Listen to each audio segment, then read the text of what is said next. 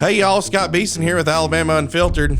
Just kidding, it's absolutely not. Bryan Dawson filling in for Scott Beason on Alabama Unfiltered this week. And again, Attorney General Steve Marshall coming in to do some stuff with 1819 News, this time on the Alabama Unfiltered podcast.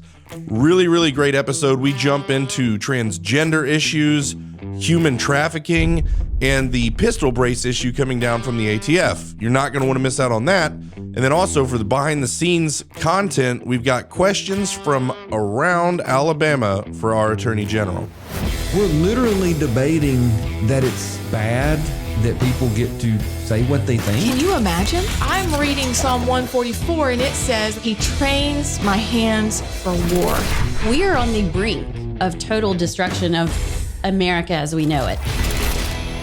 Let your rebel flag fly. Welcome everyone to Alabama Unfiltered. Okay, I'm obviously not Scott Beason. I could try a southern accent and say, hey, welcome on in, y'all. I'm Scott Beason. I'm here with my co-hosts and I forgot their names.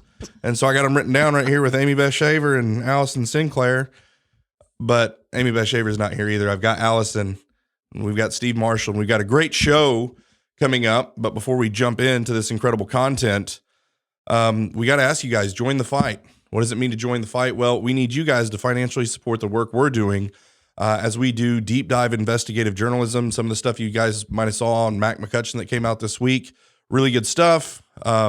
But, you know, to do that, it takes money and it takes support. And so as we inform the people of Alabama, investigate corruption, and celebrate the things that are good, true, and beautiful about the state, we need you guys to jump in and support that work. So we're asking you guys to do that. Those levels start out at $5, or you can give as much as you felt led.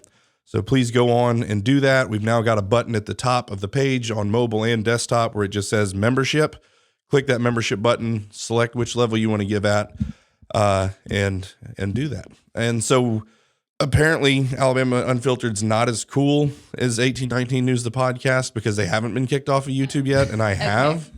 So, but still, even though you can get it on YouTube, you need to develop habits to go somewhere else to get the podcast, because it's a matter of time before the YouTube Gestapo says no more with Alabama Unfiltered. So Rumble is a great place to get it. Apple Podcasts, Spotify. We're set up on these podcasting platforms just like Joe Rogan, where there's a video version of the podcast on these podcast platforms. So create new habits. I know YouTube's really easy. Everybody's got the app and we just click it, but try and create new habits to get the podcast on platforms that don't censor the truth. So yeah, there's that.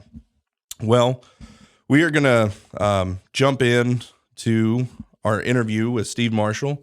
I've got Allison Sinclair here. I would say thanks for joining me, but I guess I'm joining you. Yes. And you just didn't want to do the hosting. I need you to be super professional and together today. Yeah, because that's Alabama Unfiltered in a nutshell, right? Podcast. Yeah, very serious. All right. Well, Attorney General Steve Marshall, good to see you again. Good to be here. By the way, I'm not equating the efforts of YouTube to take you off within a month of me being on your podcast. Yes.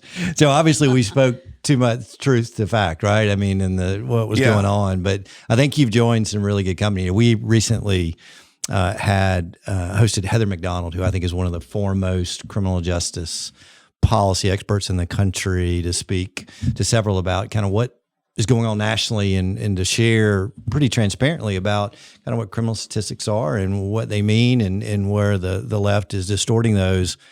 She has joined you in being banned from YouTube. So there's lots of good people. Yes. It would make for a great party, wouldn't it? Everybody that's been banned come together and share their stories. Well, we should definitely do Rumble advertising together. Yes. Right? Tell everybody about Rumble. We're going to start doing that probably for free on our website. Everyone go download Rumble. So, that is good. And hopefully, I guess there's maybe some justice coming, or maybe it's just a dog and pony show, but Jim Jordan summoning or subpoena. There it is. Subpoenaing all the heads of these tech companies, because when Elon bought Twitter and just exposed everything that was going on, he's like, if you think this was only happening at Twitter, you're crazy, right? And guaranteed the same stuff's going on. Facebook has completely shadow banned us. We were going from, we would write a decent story that we knew, you can kind of know which ones are going to get traction. It's not foolproof, but we'd get 200-300 likes on a story. Now we get 2 or 3, right? And so it's like, we upset the Facebook Gestapo as well. So in law enforcement, we call that a clue. You know, that's kind of where that comes from. But, you know, and it's one of those things that, you know, we talked last time a lot about kind of the role of the Attorney General and what we get a chance to do and where we are.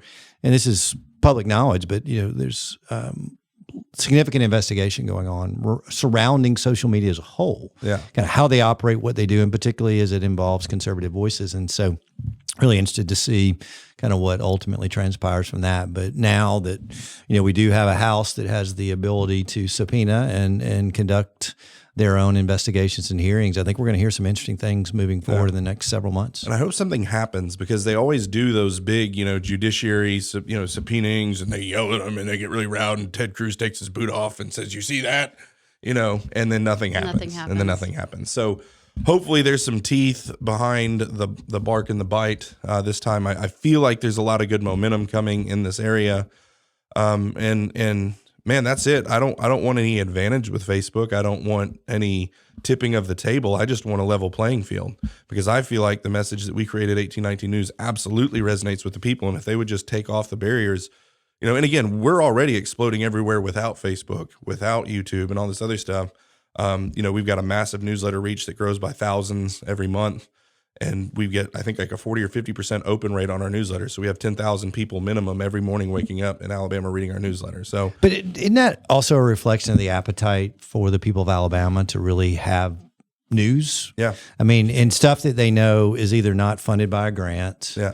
It's not, you know, dictated by outside sort of sources of funding. Yeah. But really is about what's going on. And look, and I'll say, as somebody who sits in a little different role than obviously y'all do, you know, the fact that you're writing about what we're doing, and it could be positive or it could be negative. I mean, it could be critical.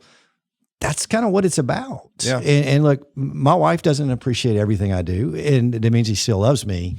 But the fact that y'all are basically reporting what's going on. Yeah. And look, and I'll tell you a specific example. The fact that 1819 was in the courtroom for us in a hearing a week and a half ago on our case, defending a law that is keeping children from being experimented upon relating to transgender issues. And I didn't see any other media outlet there because, you know, I don't know if you saw that, you know, contributors to the New York Times protesting this week, they're saying that they are too far to the right on those specific issues.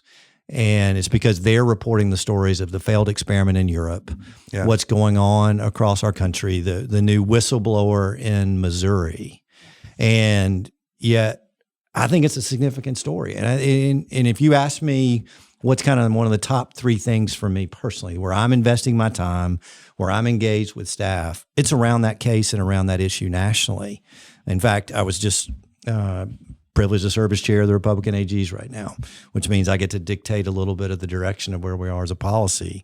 Was speaking to a large group that were gathered the other night and saying that one of the things that you give us the privilege of to do is to protect our kids.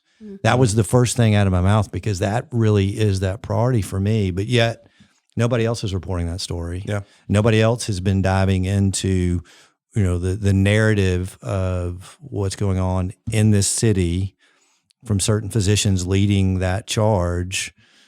But y'all are. Yeah. And I think, again, I sound like a champion. I'm going to be a paid political advertiser, right? Yeah. No, but it's like, it's there, and it's something that y'all are filling what was clearly a void. And again, I don't expect you to favorably report on what Steve Marshall's doing. Yeah. I just want you to be able to tell the people what's going on. Yeah. And they can make that choice about whether or not in the role of Attorney General or a governor or a lieutenant governor or a legislature or whatever it may be, how are we being responsive to the will of the people? Yeah. And we again had this discussion the other day. I got criticized about a inauguration speech where I just really laid it out there where I think I am and where I'm going and what I'm going to do. God forbid we're transparent, right? About that. But you know, if we truly are a republic and we value a republic because we are responsive to the will of the people, the role of the press is critical. Yeah. To be able to highlight that. That's the thing that I've always loved about Bryan. And when I came on and we were just starting, is that he was like, I don't care what side of the aisle it falls on. We're going to report the truth. Yeah. to tell the truth is on all of our cups, and that's it. We're not here to, be a champion for any one person or legislator. It's just to tell the truth. And it's funny because today NBC put out that surprise natural immunity to COVID is higher or possibly more antibodies than the vaccine. Yes, than the vaccine. That would have gotten you kicked off YouTube 6 months ago. No. It got us kicked off YouTube. Okay. Yeah. General Marshall may have gotten you kicked off YouTube. But, that's the thing. You've got to be willing to put yourself out there and say the hard things that are the truth. And what you're doing with transgender in sports. And I kind of want to talk about you signing on with the other, I think it was 22 attorneys general. Attorneys General. Yeah, it's not always easy to get that one right. Attorneys. It is General. Attorneys General. You're not generals? No, attorneys. It's general, as in not like 4 stars. It's general, like generally they're attorneys. So but then I call you General Steve Marshall. Yes. I mean, I'm sure if you called me General Bryan, I wouldn't say anything either. You don't have to. I will not. Okay, but hold on. Okay, we'll circle back to that. Yeah. Circle back. I was going with the DeSantis law and protecting girls' sports, and was that kind of something that you led in as head of the Attorneys General Republican? We have the ability to basically leverage the resources of AG's offices across the country. By the way, just say AG. See, that's easier to say. You said AG. AG. It's so confusing. Engineers with grammar. I don't know why we're doing this. Actually, English was my worst subject. So, but really, we each have the ability to sort of say we're going to dedicate resources around an issue that we care about.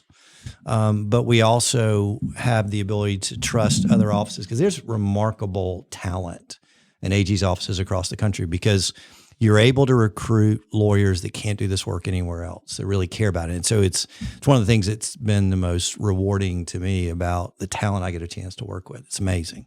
But, number one, we were pleased to lead the brief. We did in 21 other states joined us. So it was 22 total. But also if, you look to kind of where Alabama's positioned itself on things as a result of kind of where I'm coming from, that's one of those issues that we're going to engage. We led sort of the fight relating to single-sex bathrooms. We have fought, this effort from the Department of Education to really change the definition of sex and move to gender identity. And so you've seen multiple areas for us where that's been an area we've taken leadership. West Virginia right now, very much energy specific. You're going to see them. My good friend in Montana is taking the lead on many of the Second Amendment issues. So that one of the things that we are able to do when we sort of capture an issue is develop specific expertise too.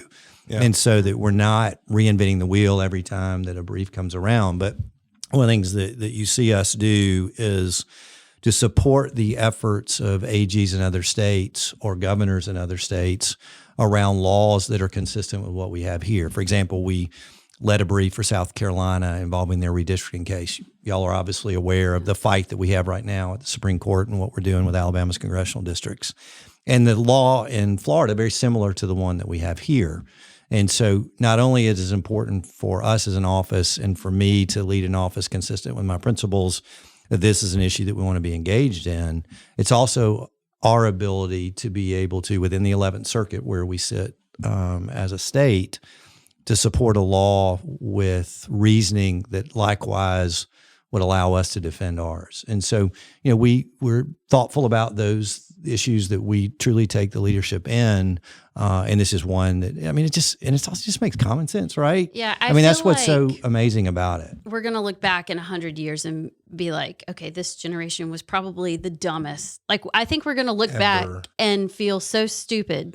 And it depends how you break it down. I come from kind of a spiritual point of view. Like, this is a spiritual blindness, like a turning over that you see in Romans 1, a wickedness on the land that's the only thing that could produce what we're seeing with wanting to, obviously you look at abortion, that's a horrible thing in and of itself. But now, post-term abortions, mutilating children's genitals, like, it just goes and goes and goes. And to me, I don't think it's like, wow, they're dumb. Those millennials like to, I don't think that's the issue. I think it's a spiritual issue that we're dealing with, and it's a spiritual blindness that's come from an apostate nation. But we'll save that for another podcast. Like I was walking through the airport I was in recently, and it had the bathroom signs, the male, the female, and then Do they have one for furries? No, but I'm thinking it's coming because soon. then it was the male with the dress, like half and half, and I'm like, someday somebody's going to find one of these signs buried in underground and be like, who are these people? Like, what in the world? Yeah. And that's us. It's so. It'll be like Sodom and Gomorrah, the same things that they find there. They'll be like, what is this sulfur? We know what happened. Right by the sign. Yeah, but it's interesting. Sort of this global fight is one that when I'm out seeing folks, they ask me about a lot. It's like, why are we in the middle of this? And so y'all probably didn't pay attention to it. No reason to. But several years ago, we led the fight when there was the effort, sort of the three-state strategy to have the ERA ratified to the Constitution. This goes back to 1972. Remember, all that. And then when Virginia passed theirs, we fought this was during the Trump administration, to make sure it wasn't certified. And the reason why is, if you recall, that amendment was saying we're going to have equality among members of the same sex or of sexes. And that was the specific word. During the 70s, there was no issue about what that meant. Right. But to the extent that became a part of the Constitution now, could you imagine how that would be weaponized? Right now we've got the Biden administration trying to use all the tools kind of in their toolbox, whether it be, the funding of school lunch programs, the changing of definitions with the Department of Education, the issues that we have now with DOJ coming in and battling us on these things.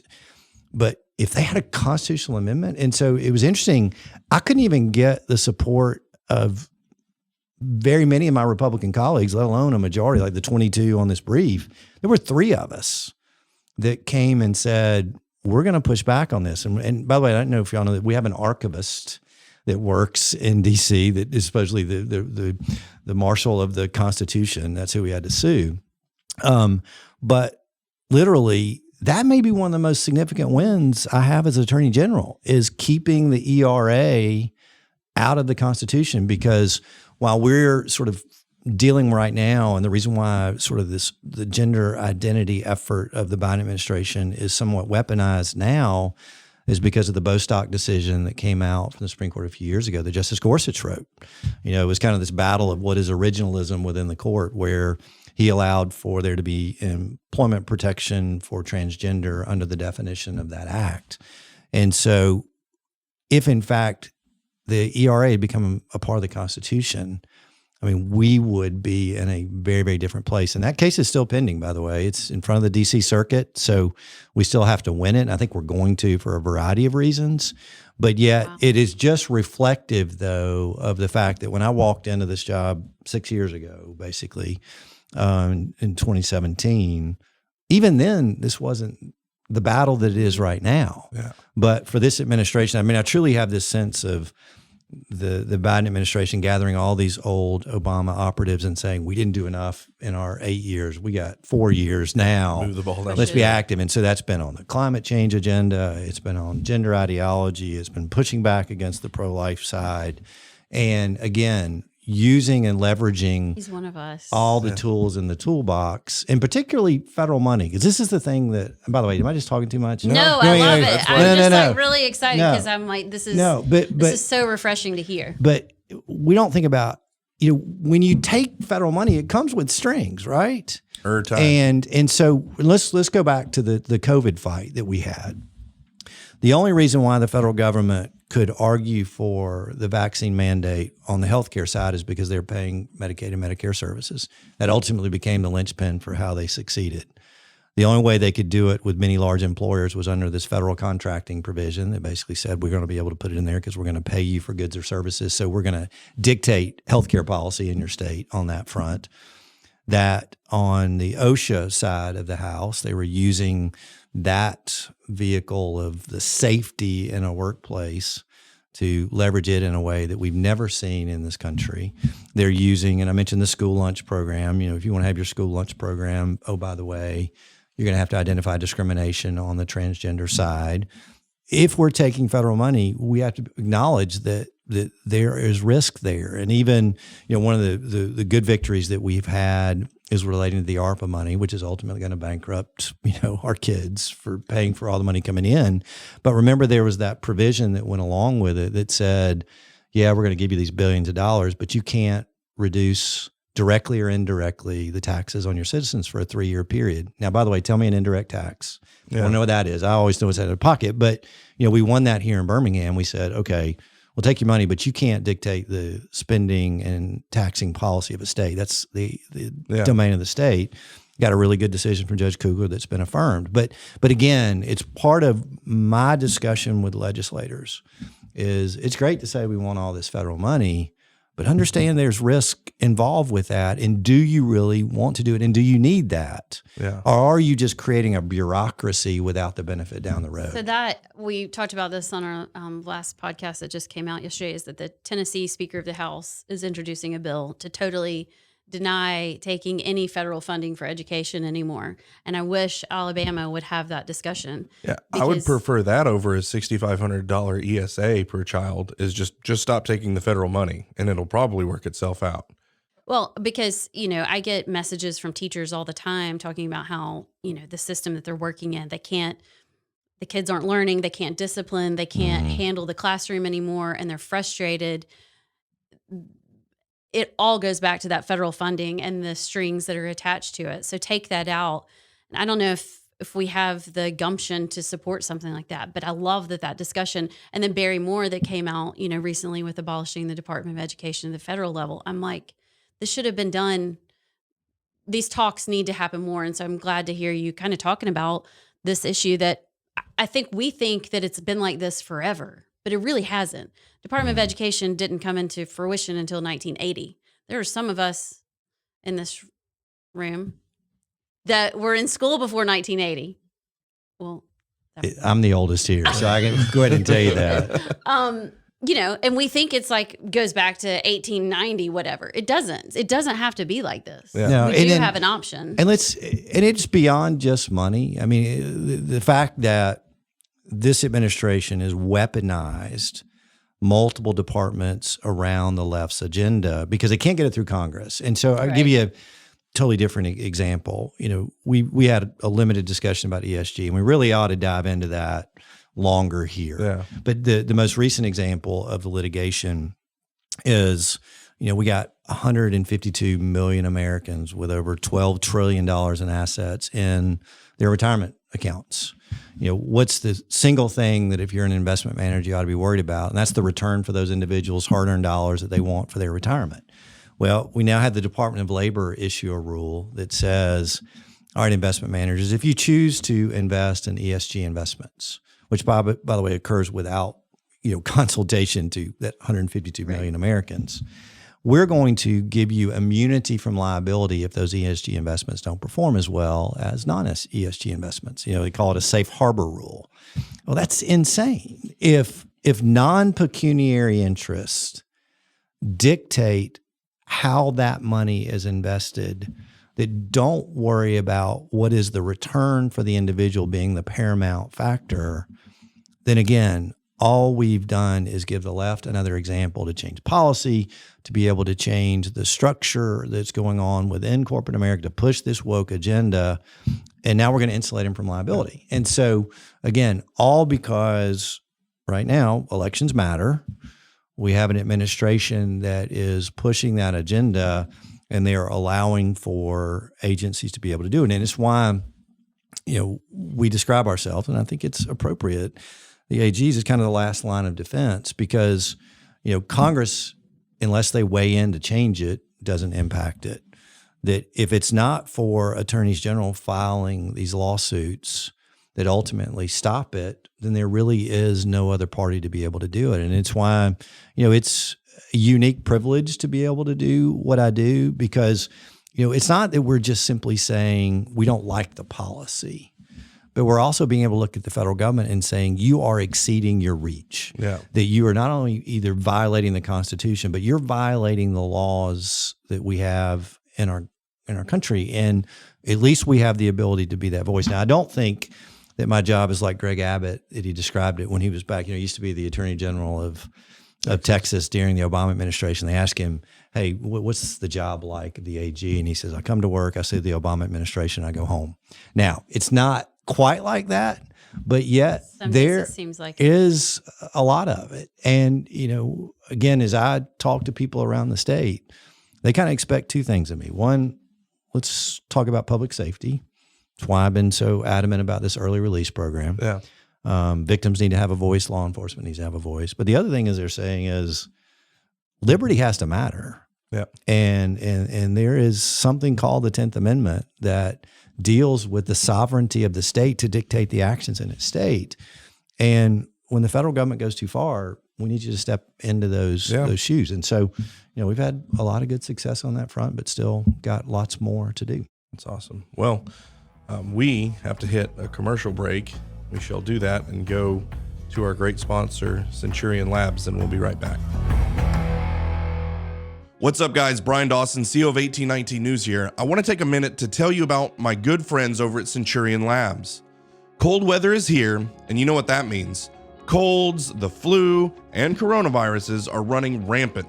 Your immune system needs protection, and that's why I love what my friends over at Centurion Labs are doing. They're always looking for safe, effective, affordable ways to keep you healthy and at your best. Got a cough, sore throat, or a runny nose? You need to check out their Ninja Cough product. You heard me, Ninja Cough. It contains the strongest non-narcotic cough suppressant on the market with no sugar, alcohol, or dyes. So it's safe for everyone, even your kids. Looking to strengthen your immune health, prevent sickness, or fight off the flu, and of course, coronaviruses? Defender Immunity Boost is for you. It is an all-in-one immunity booster that combines vitamin C, vitamin D, zinc, copper, and quercetin in just one pill to save you money and help defend your health. Having trouble sleeping? Defender PM is a nighttime immunity booster that will help you get rest and boost your immune health. Now is the time to defend your health, save money, and support a company that shares your Christian values and loves this country. Centurion has dedicated the last 15 years to research and develop safe, effective, and affordable products made in the USA that you can trust. For a limited time, listeners of this podcast can get 20% off their first bottle order when you visit centurionlabs.com/1819news and use the promo code 1819. That's centurionlabs.com/1819news with the promo code 1819. Check them out, guys. All right, everybody, welcome back. Before we jump into the content, I do want to say a few words about our sponsor, Centurion Labs. They do great work. They were ahead of the curve with the COVID stuff. When there was a lot of different interesting treatments that were being experimented, one of the things that was just a common theme was vitamin C, vitamin D, zinc, and quercetin. And, their products that are COVID related, I think Defender is the product they have that has that stuff in it. First time I got COVID, I took Defender, and there's no doubt that it helped me get through it rather quickly. I also took ivermectin, but that's neither here nor there. Horse paste or whatever. Now we're really off YouTube. Yeah. That's it. Oh, yeah. Oops, I did it. Had to bring me on to get kicked off YouTube. Yeah. It's the beard. But anyway, definitely go check that out. We are kind of coming on the back end of cold and flu season, but it seems like that doesn't even exist anymore. It's like one giant cold flu season always. So keep Centurion Defender and their other products in your medicine cabinet so that you're always ready. All right, next segment. Here we go. We've got limited time. Let's talk about human trafficking. I think that's something I definitely wanted to talk about last time you were on. It's an important subject. You hear about it. What is human trafficking? Is it the same thing as prostitution, or is it different? It's like the language kind of changed. Is it a problem in Alabama, really? And again, I think so, but I'm kind of posing the question journalistically: is it really a problem? So talk about what it is it happening in Alabama, and what you guys are doing about it? Yeah, a couple things. Human trafficking generally gets associated with sex trafficking, but let's also remember labor trafficking. Yeah. So you have both of those. There's a little different legal standard ultimately in the criminal proof, but you have both, and I think that's something that gets lost a little bit in the discussion. It is a crime, frankly, that I think that we're still learning more about, and I don't mean necessarily in the frequency in which it occurs, but also really more of the dynamic that is going into this taking place. I'll give you the example is that I think most folks think about it in around pimps and johns and those that are, using prostitution. And so we really think of that victim being associated with somebody that's there for the compensation. But one of the things that we're learning from the research is the familial connection.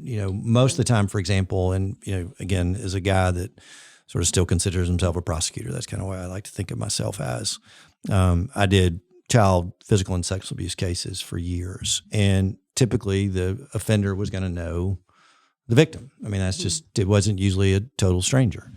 And we're learning now that that's kind of similarly true in the area of human trafficking, and why it was a little bit of an aha moment. We just had the conference down in Montgomery where we brought a lot of the advocates together, nonprofits doing work. The Junior League, for example, in Birmingham's really strong here. But I was having a discussion with one of the national researchers, and she was talking about this subject and one that they're really learning more about. And I think the first case that I ever handled as a prosecutor, one of the most notorious, it was a mother taking two girls, one of which was her own, the other which was the best friend of the little girl, to the offender to be sexually abused and to be photographed in that setting. And by the way, just crazy case. And I mean, signs in the yards. This guy was like, the other thing about offenders here is they're typically not what people think of. I mean, they're usually educated.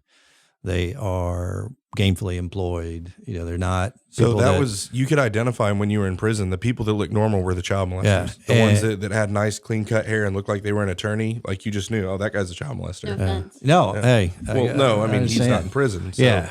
But it was, there were public signs like this gentleman was innocent, and because they just never would have expected what we learned behind the scenes. And so good investigation work. But I say all that to be able to say, this was a circumstance not too atypical from the one I described for you on child physical and sexual abuse occurring, because that's human trafficking there. The mother was being paid for those children to be sexually abused by the offender. And so I think that's an area, just from the standpoint of awareness for law enforcement and the work that we're trying to do, is important. But there's really kind of a couple of avenues for us. Is it kind of, when I walked in, I think day one, I said this was one of our 4 priority areas. And one of the things that there's a lot of well-meaning people around the human trafficking issue, but there was frankly not a ton of coordination, and felt like training was still lacking. And, it's one of those things that if it's an area of emphasis, we typically have arrests. When it's not an area of emphasis, we don't see it. And so, for example, and I'll use Tuscaloosa as an example, we had a really passionate investigator there who did great work, and there were lots of arrests in Tuscaloosa, and the public go, oh my gosh, it's such a problem in Tuscaloosa. And my response to that is, no, we just were proactive in being able to investigate it in that area. It's just like if I was a police chief and just want to be really disingenuous about drugs, for example, I just wouldn't investigate drugs, because if I don't make arrests, people can't say I have a problem. If I'm aggressive about it and make a bunch of arrests, people go, oh, we got the big drug problem. Yeah. So anyway, so it's one of those things there. But when you look at Alabama, the interstate system itself is that kind of roadmap for figuring out where the issues may be. And the reason why this is such a difficult area is, number one, the victims themselves usually have kind of significant issues coming in. They may end up being subject to addiction. Many times, and this sounds strange, they are loyal to the core to the offender. Right. Because that person typically is providing their financial resources, they're providing their housing, and maybe like that person loves them. It's not, again, atypical to that description I gave you earlier about the child victim. Many times children don't report because it's a loved one doing it, and they think that's kind of normal, and they don't disclose. And so one of the problems that you have in a prosecution is that many times your victims aren't cooperative. The other is that they're typically incredibly transient. And so while we have, like, for example, the Well House, which is an amazing place and resource we have in Alabama that cares for victims of human trafficking, one of the difficulties we have is just being able to convince a victim to stay with us during the course of prosecution. One of the hurdles you always have is many times your human trafficking victims are very suspicious of law enforcement. They may have had their own interactions in the past that, cause them to be that way. And then when you're attempting to engage, when they typically have no connection to the geographic area where you're located, then it's really tough to be able to keep them around. And absent that victim, you really don't have much of a case. And so part of what we've attempted to do is to create, through what we call the Alliance, is really this coalition of nonprofits and of law enforcement and prosecutors groups that are sharing information and talking. The other thing that was also important is to cultivate kind of non-traditional law enforcement partners. And when I say this, I think it's going to make sense to you, but it wouldn't have initially to me. And so, but the Trucking Association. Absolutely. Because around truck stops in the trucking industry, there's inherently some of the issue of prostitution. And so one of the largest trainings that we've actually hosted at our office was with Truckers Against Trafficking, and where we brought individuals who had no connection to law enforcement. They were owners of truck stops, those that were in trucking companies and in the trucking industry, to come together and let's give you indicators. Because look, I'm not saying that it's because truck drivers are our major offenders, right, but they are opportunities for information for law enforcement and leads, so that if we could give the truckers an opportunity to understand, here's what you look for, here's what's suspicious, and here's what we need you to report, then it creates a greater opportunity for us to be able to do our jobs. Because the reality is, violent crime we know about because somebody's going to report it. This is not a crime that gets reported. It's just like some of the difficulty a little bit with domestic violence is because it was in that culture of silence. This is even more so that way for the reasons I was kind of describing why these victims are unique. And so if we could cultivate non-traditional sources of information to law enforcement, then it gives us the better ability to be able to do our jobs. And so one of the things that we were able to do at our office through a grant is to hire personnel to help us, dedicated investigator working these cases. Chris Lynn, who is phenomenal, worked in multiple law enforcement and in this world to help us kind of begin to develop a long-term strategy in Alabama. But I think uniquely the issue is, and particularly when I came on board, you had lots of folks that, we had a coalition here, we had a task force here, all well-meaning and trying to do good things, but there just was a lack of coordination. And so we're trying to kind of put our arms around that and see, as I've sort of told the team, you gain credibility when you put bad guys in jail. I mean, that's one of the things that we have to be able to do. And so those prosecutions are critically important. Number one, to develop credibility with the victims community, but also that we show that there are tangible results of what we're trying to do. I mean, there's been opportunities where we've been able to refer victims into shelter, which is a big win. Yeah. And to convince them to get out. We may not be able to prove the crime, but we at least have gotten them into shelter. And so those are things that the public's not going to know about, but internally we know. But it is an issue that we got to continue to work on. The other thing, and I know I've talked too long, you're good, but is Alabama's laws have gotten a lot better. Several years ago when Alabama was raided, we just didn't have the good laws on the books. The legislature's given us now a good opportunity. I do think we need to change a little bit on the labor trafficking because we require proof of coercion or force. That's not an easy thing to prove, and that's one of the limiters that we have that they don't have on the federal side.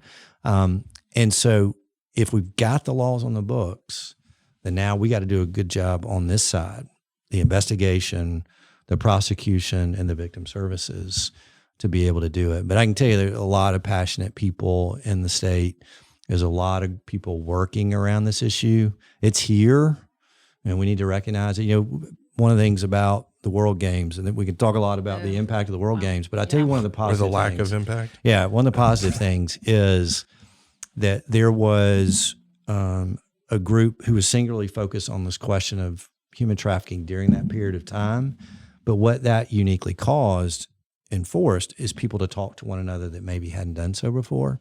And the good thing is that we had federal partners in with state law enforcement, in with prosecutors, having discussions that maybe we didn't have before and needed to have. And so one of at least the positive benefits from that experience is we've cultivated relationships and trust among folks that previously hadn't worked together before. Yeah. So what is the, I don't know what the punishment per se is human trafficking, sex trafficking, is that a punishment, a capital offense? No. Would that be something to pursue legislatively? I mean, you could. Now, there may be some limiters on the federal side about whether or not that could take place. But, in Alabama, capital offenses are limited to, I think, 14 categories of murder.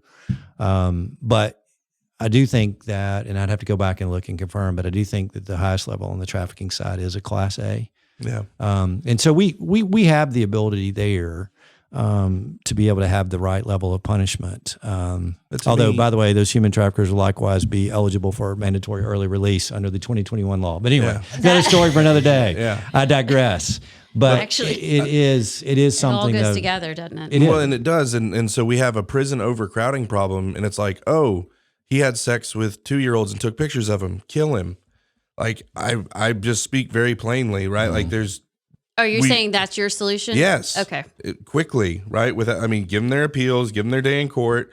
Okay, you did it. We're going to hang you. We're not going to try to find a vein. We're going to string you up in the I really streets. want to watch his face right And now. it's, yeah, that's it. I mean, if again, and everyone knows I have a Christian nationalist bent. Okay. So bye-bye YouTube. Bye-bye, gone again. Is the power of the sword is not born in vain, right? The God gives the state, the civil magistrate, the power of the sword, and it's to punish evil and to reward good. That's what the Bible says. And one of the reasons that you have chaos in your home is because you don't use the rod of correction. That's the tool given to the jurisdiction of the home. You use the rod of correction to, train your children in the nurture and admonition of the Lord. And when you don't do it, chaos abounds. And so in the civil sphere, if we're not punishing the way that we're supposed to punish, chaos is going to abound, right? And we've not done it. And it's like, okay, I have my friend that actually changed my mind on capital punishment was a guy who when he was 16 years old, drugged these kids up to the mountains that he didn't like and double tapped them, some 2 in the chest, 1 in the head, 2 in the chest, 1 in the head. And he got out after 15 years in prison. And he says, the fact that they didn't hang me is the reason that we have a problem, because he, is changed and doing well now. And he said, I could have changed. I could still go to heaven after they killed me, right? There has to be a line and a level of justice in a society and a standard. And if it's not there, we're behind the 8 ball the whole way. And so I feel like, okay, we can talk about this, that, or the other, but if you're having sex with kids and at that level, just end it. Just be done. You raise a little bit of the issue relating to effective punishment, and I'm going to make in a capital setting, but more broadly, is accountability occurs swiftly. Yeah. And, one of the things on the capital side, and we saw this, I'll give you I think it was Tommy Arthur was a name that many know because he had 7 different execution or 8 different execution dates, and all were stayed at the last minute. But Tommy Arthur committed the offense when I was a junior in high school, and I'll go back. That would have been 1981. You're not So, and then we executed him when I was 53. Now, there's nothing about that creates a deterrent effect. Yeah. And so, good thing that we were able to, and probably the first legislative victory I had as AG was adopting a sort of dual track appeal process in capital cases consistent with Texas, so that you had your direct appeal where somebody could say, look, this evidence was entered improperly, I'm innocent, whatever that may be. That's going along with what we call a Rule 32, which is where they argue that my lawyer was ineffective, they didn't provide me the evidence that otherwise I was required in discovery. And so where before this had to take place before this, these are now traveling on the same track.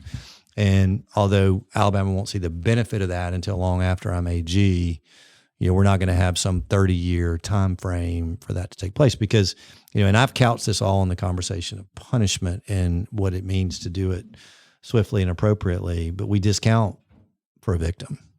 What does it mean that they got to sit there and wait that entire period of time, ultimately for what they know what judges said should take place, where they know courts have validated what's going on as to when that should occur? And again, it's part of, I won't get back on my mandatory supervised release question, but we lose sight of victims in this state. And I think that's sad because ultimately they're the ones that suffer the most, and yet they seemingly have the voice that's the least heard. It's why when I try murder cases, I sit down with a family and tell them up front, you're going to be extremely upset because this is very little about your loved one. It's all about the defendant. And you're going to feel like your loved one gets lost, and please don't do that. But yet it's hard not to feel that way because they're the ones that are without the person that was taken away from them. And yet seemingly the system itself is geared toward the interests of the defendant. Yeah. So this seems, as you're talking, it's more of like a grooming situation usually than like a kidnapping, traumatic situation where there's somebody close. It makes me wonder, there's the punishment side of it, which until we get to Bryan's level, what is your office doing? Because I have a 20-year-old son, an 18-year-old daughter, a 16-year-old son, and a 14-year-old daughter.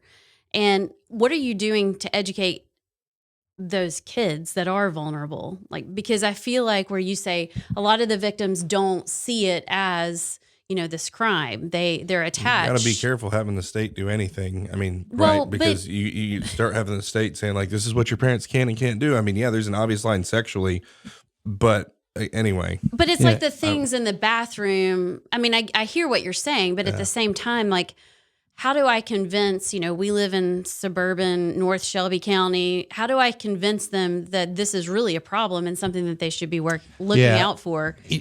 One thing that you say, so typically our victim is not going to be that person that stays in the home and graduates from high school. Typically they're going to be folks that have left home at an early age, runaways, people that have been in foster care. Yes, but I see so many kids, like even at my kids' high school, that are in very vulnerable homes that don't have parents in the home that would be such easy targets. They're not what you think of. Right. And those are the kids that I wonder, do they understand? Don't put your guard down. It's everywhere. It's on TikTok. It's on Snapchat. It is coming at you from your classroom now. And so there has to be some way, like even the things that they put in the bathrooms and again, here I am talking about schools, but there's got to be some way to warn, because my kids would probably be like, nobody's trafficking anybody in Oak Mountain. Well, yes, they are. I mean, 280 is getting a little dicey like some days. If you see something, say something campaign or something like that. I don't know. I just am curious, if y'all do anything on that side, if you're going into schools and talking about these things. Yeah, it's a great question, and to tell you I know the answer, I don't. I'll put you together a program. Yeah, but I will actually be my takeaway from here and see what the team says. But clearly, there's been an effort kind of around good touch, bad touch early on with kids around this question of sexual abuse. But I don't know that there's ever been a coordinated effort to educate youth around the topic. But it's a difficult topic, and I'm not sure that's the answer. But I'm just you've got cities that have designated themselves as human trafficking free zones, and some people may say, "Well, gosh, what does that really mean? Is it more symbolic?" And maybe it is symbolic in a way, but at least it raises the issue for purposes of discussion. But Bryan also raises a point, and although government has its role, this also ought to be a conversation that takes place very transparently around the kitchen table. Absolutely. But it is also one that is a little different than the situation I described earlier of a child that's been physically or sexually abused and reporting it, because typically these victims are far away from home when these crimes are occurring. So, again, great question. I'll see if I can find an answer. I'm just thinking out loud here on this podcast. That's what engineers do. That's right. They hypothesize and move forward. Now General Marshall's on the engineer kick. There you go. Got it. An inside joke around here, and now you're part of it. Okay. It began on the very first day. It did. It did. She said in a meeting. So we were trying to figure out. No, we got to tell the story. So we were meeting in the conference room trying to decide, do we want to do this podcast? And so my chief of staff at the time and I were in there, and Scott Beason, Amie Beth Shaver, and Allison. And Scott Beason didn't really know you, was kind of familiar. So we brought them together because I had anyway, there's a whole story, but we end up in the conference room and we're talking about ourselves, like, oh, introduce yourself, whatever. And she's like, I'm an engineer. And like 3 minutes later, she said she was an engineer again. Okay, it's my like, whole we get point it, lady. was that I don't know anything about podcasting or media. I'm just like, I was actually trying to be humble in the moment, and now they're like, oh, Allison's an engineer. I'm super humble. But I mean, somewhere back a long time ago, there was a brain. Like I can think. It's still there. It's working. Well, we've got about 5 more minutes. If you want to tackle the pistol brace, the AR brace situation, let's tackle that, and then we'll jump into some behind the scenes content. I know it's a hot topic, so random, but it's one where I've heard from law enforcement. I heard from just people on the street that this is a unique creature in the fact that some people call them pistol braces, some kind of shoulder braces, stability brace. I say stability brace. It's a thing. What it's what a is thing. it? What, Brian, tell us what it is. The engineering coming in I'm here. sorry. Okay, so it's a stability. It's basically when you're a shooting stability a pistol. strap. Okay. That most folks use on an AR pistol. It was a way of it was originally developed by an individual that was wanting to help a friend of his that was a disabled military veteran be able to control the gun because he only could use one arm. And it's become something that's been very popular and interesting. And it kind of takes us back a little to the discussion we had about the federal government and somewhat the arbitrary nature. But it's approved in 2012 as a way of being able to use it. It was deemed, and the reason why it had to be approved is you've got the National Firearm Act that goes back to the 30s that was designed to get gangsters and robbers off the streets, with the short-barreled rifles that they would, all the movies, you've seen them. Yeah. And the question was whether or not this made that pistol a short-barreled rifle that's subject to ATF regulation. And for years, ATF said, no, it's fine. And then President Biden gives a speech now, and says ATF needs to ban these from the market. And then within 2 months later, ATF comes out with this new proposed rule with all these factors that basically is going to cause 99% of those that have these pistol braces to have to apply for the stamp to get on a registry or otherwise have to be subject to federal law. And that surpasses legislation. And so that goes back to 3-lettered agencies creating regulation that was not passed through the legislature. And you have these agencies that are basically creating law. And it's absolutely creating law. And what's also interesting about this one is creating law that's completely contrary to that agency's own interpretation for the last 12 years. And remember, this wasn't just an interpretation that existed through the Trump administration. This goes back to a Democratic administration where it was approved. And so you've had people that have invested. It's not like these are incredibly expensive, but yet they spent money. They have allowed for this to take place. And I spoke to a gun manufacturer I know just the other day, and I was like, tell me about what this rule means to you. And he said, I quit making AR pistols, not selling them anymore, because for the FFLs, there's an additional requirement that comes along here with them, what they have to accept and not accept. And he said, I can't create any more inventory because they're not going to be able to buy them. And so, look, this is part of the attack on the Second Amendment. It's just another vehicle to be used. But as we're kind of talking about that meeting that was taking place, hypothetical meeting about let's go after the gender issues, let's go after this Second Amendment is clearly one of those in gun control. And this is not a product that somehow or another has been problematic, widespread out there in creating issues for law enforcement. In fact, lots of law enforcement members I know have them. And so it's just one of the opportunities we're given. And, one of the things about this case, I told you about my ERA case, only had 3 states originally joined me. We had the brief for Florida where there's 22 states. Well, there's a caucus of us of 26 states out there as Republican AGs. This had 25 people join the lawsuit that's pending in the state of North Dakota. And the only reason why I wouldn't join. Well, the only reason it wasn't Texas filed their own. Oh, okay, they're excused. We have 26 total now that are engaged in this fight. And so, I think we're going to be successful because to me, it's abundantly clear that ATF exceeded their authority. But at a minimum, one of the things that you examine in these cases is, did the government act in an arbitrary and capricious manner? Right. Yeah. But how much more arbitrary and capricious can you be to completely flip-flop what has been the historic position when Congress never changed the law and the president through a speech said we need to do it? Yeah. It's crazy. And real quick, I want to ask you a question that goes on this, then we'll jump to our behind-the-scenes content.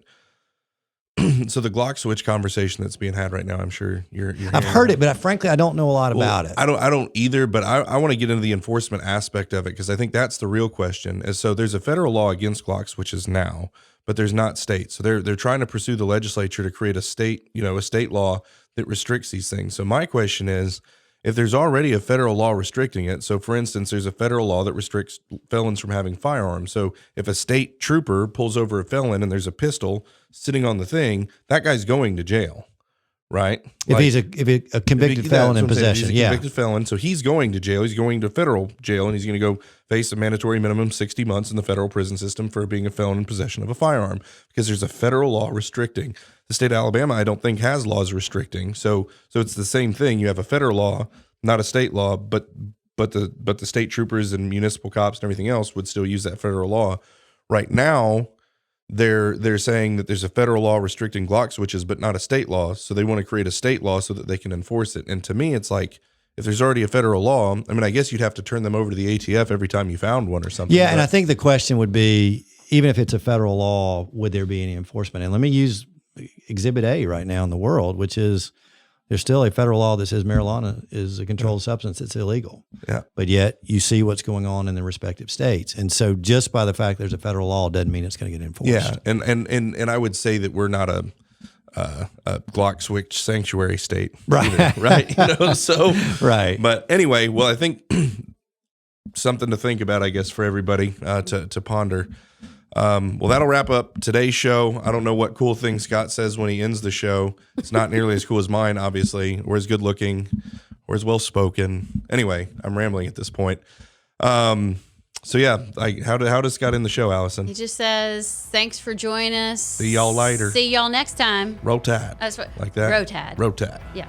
All right. That's it. So there it is. We'll see you guys next time, but you need to go check out the behind the scenes content. So we've got a list of questions from around Alabama we're going to be hitting the Attorney General with. And so make sure you sign up as a member, go there. And that is our way of saying thank you to our paid members.